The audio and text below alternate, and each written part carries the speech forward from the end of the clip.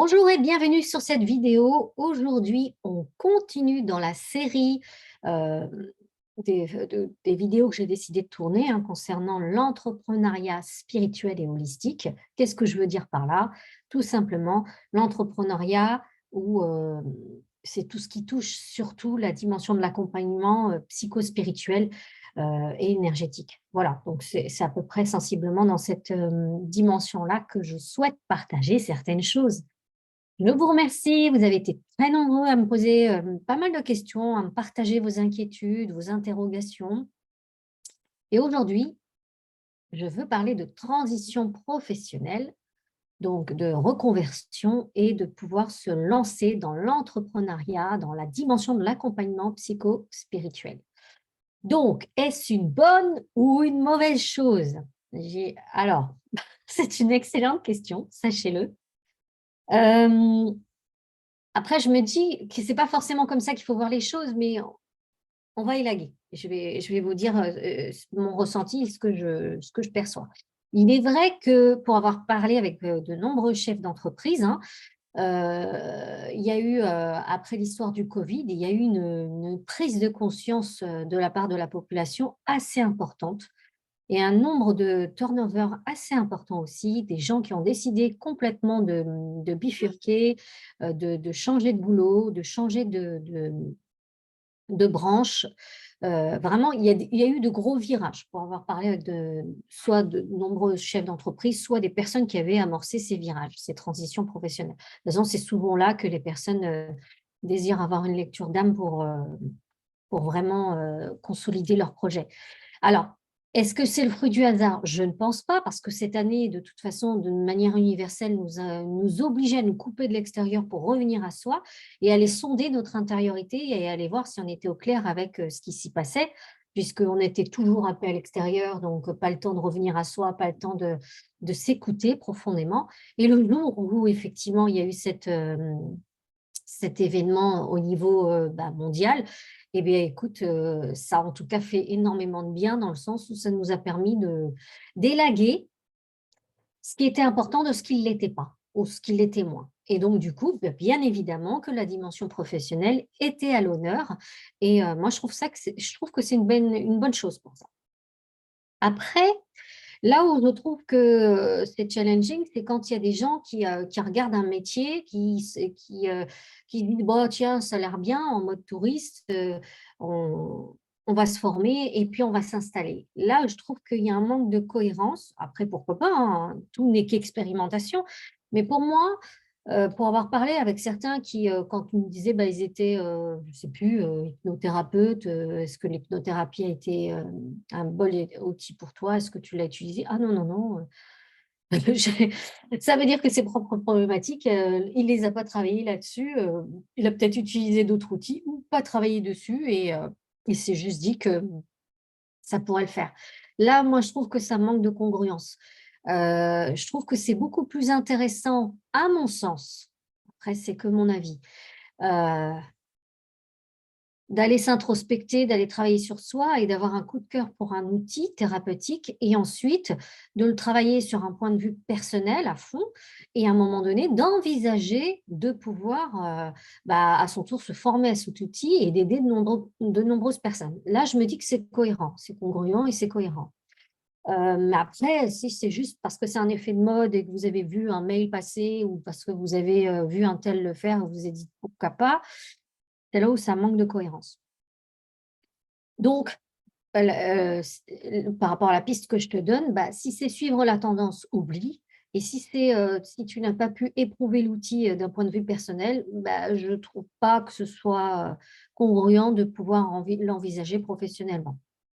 Et ensuite, la chose aussi que je perçois, c'est que certaines personnes, se lancent, quittent le boulot salariat, ensuite, se forment à une approche thérapeutique et ensuite ils s'installent tout frais, et c'est là où je comprends pas parce que je me dis: «OK, tu es thérapeute, tu es coach, mais n'empêche que, le métier de chef d'entreprise, c'est comme je viens de le dire, c'est un métier. Donc ça veut dire quoi? Ça ne s'improvise pas. Donc il y a un minimum de base à avoir pour avoir la posture de chef d'entreprise. Un chef d'entreprise, c'est quelqu'un qui gère l'administration, c'est quelqu'un qui gère la comptabilité, qui gère l'aspect marketing, l'aspect communication, l'aspect vente, l'aspect relation client. Donc, c'est là où j'ai un peu de mal à suivre en me disant, mais en fait, c'est pas parce que tu t'es formé, on va dire professionnellement, thérapeutiquement, OK, mais que la dimension entrepreneuriale, il faut l'oublier. Si vraiment tu veux réussir ton entreprise, tu as plutôt intérêt à ne pas négliger cet aspect-là. C'est là où, c'est pour ça que je dis bonne ou mauvaise, c'est pas tant la question, c'est qu'il y a des configurations avec lesquelles il faut composer et pas les ignorer, les mettre de côté. On se lance et on verra après, parce qu'il y en a, vous êtes nombreux à faire ça. C'est, vous avez dépensé beaucoup d'argent pour vous former et ensuite vous estimez que vous n'allez pas vous former sur l'entrepreneuriat. Et là, c'est une grave erreur. Parce que si votre choix est non négociable et que vous voulez vraiment réussir dans l'entreprise, dans l'entrepreneuriat, vous avez plutôt intérêt à clarifier ce point et à vous investir, sachant qu'en plus de ça, il y a énormément de choses en France, pour ne citer que la France, où vous avez pas mal d'opportunités pour pouvoir vous former et avoir des systèmes d'aide. OK.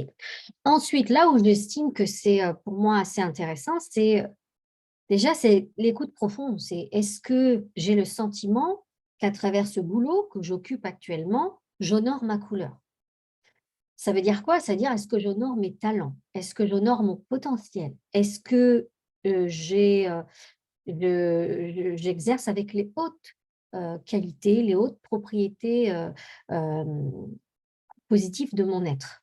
Tout simplement. C'est ça la véritable question. C'est est-ce que, comme un poisson, il est dans l'eau, c'est son milieu.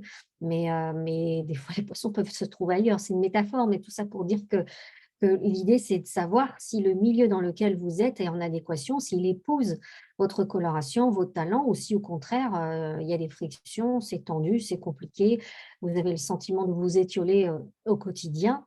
Là, il faut se poser la question de savoir si c'est réellement votre place. Ensuite, la deuxième chose que j'observe souvent dans les conversions professionnelles, c'est qu'on a besoin d'honorer, on souhaite honorer notre besoin de contribution. Ça veut dire quoi? Ça veut dire qu'à un moment donné, ça dépasse le petit ego, la petite personne. On se dit: «Bon, on est sur terre, on est venu pour manger, on est venu pour respirer, on est venu pour s'incarner, mais est-ce que je peux pas faire plus pour l'humanité?» Et ça, c'est tout à votre honneur si, parce que bon, encore une fois, la dimension de l'accompagnement, je vous ai dit, hein, c'est quand même délicat, c'est quand même être à l'écoute des gens qui souffrent. Il y a des gens qui supportent pas ça, tout simplement, ou il y a des gens qui n'ont pas forcément les épaules pour ça, qui n'ont pas la configuration et encore, il y a pas de jugement, c'est normal. C'est pour ça, posez-vous la question de savoir s'il y a une sorte d'appétence à soulager, à vouloir aider, à vouloir comprendre.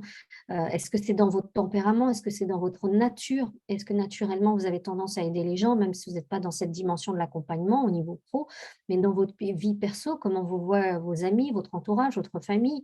Bref, tous ces aspects-là sont des aspects qu'il ne faut pas négliger, au contraire, il faut les mettre en lumière. Donc à partir du moment où vous voulez être à l'écoute de votre coloration, de votre talent, de vos potentiels, que vous voulez, que vous connaissez les propriétés positives de votre être, que vous connaissez votre mission d'incarnation, votre mission d'âme et que vous souhaitez que cette mission d'âme puisse, s'exercer à travers une entreprise, parce que ça peut se faire autrement qu'à travers une entreprise, mais si c'est de se dire: «Mais moi, je connais maintenant ma mission, je connais ma coloration, j'aimerais pouvoir avoir un socle dans lequel je puisse, révéler tout ça», bien évidemment que l'entrepreneuriat spirituel est un excellent support pour ça, d'accord?